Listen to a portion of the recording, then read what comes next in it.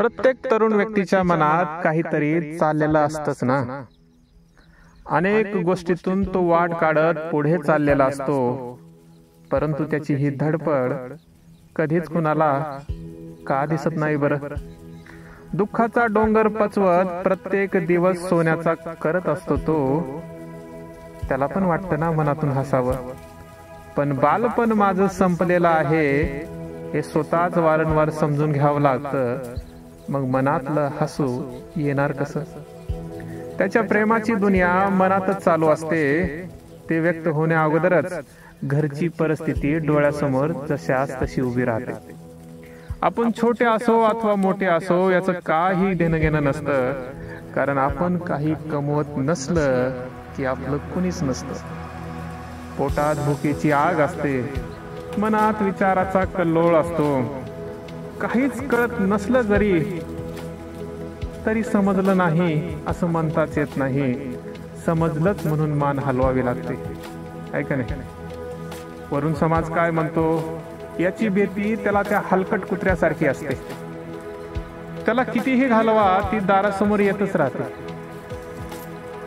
भावासोबत तुलना, बहिणीसोबत तुलना, मित्रासोबत तुलना, तुलना आणि तुलना। या तुलनेमुळं जगू तर देत नाही, मरू तर द्या, अशीच भावना वारंवार युवकाच्या डोक्यात चालूच असते। पण मरणाच्या दारात जायची काही हिंमत होतच नसते। आई बापाकडे पाहिल्यास आपल्या दुःखाची आपल्यालाच लाज वाटत असते।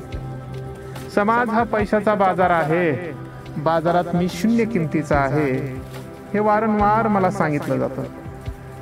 आणि हीच किंमत भरून काढण्यासाठी मी स्वतःलाच विकत राहतो। सांगाव किती दुःख साठवतो युवक हृदयात, तरी समाज अपेक्षा करतच राहतो। आणि कधी कुणी जीव दिला तर त्यालाच दोषी मानत राहतो। पण हे सगळं सहन करूनही तुम्हाला काही दिसत नाही।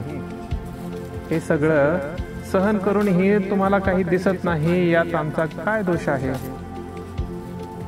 आम्ही मानत नाही की प्रत्येक गोष्टी तुम्ही आम्हाला द्या, पण एवढं तरी करा, आम्हाला आमच्या मनासारखं एकदा तरी जगू द्या, एकदा तरी जगू द्या, ॲटलिस्ट एकदा तरी।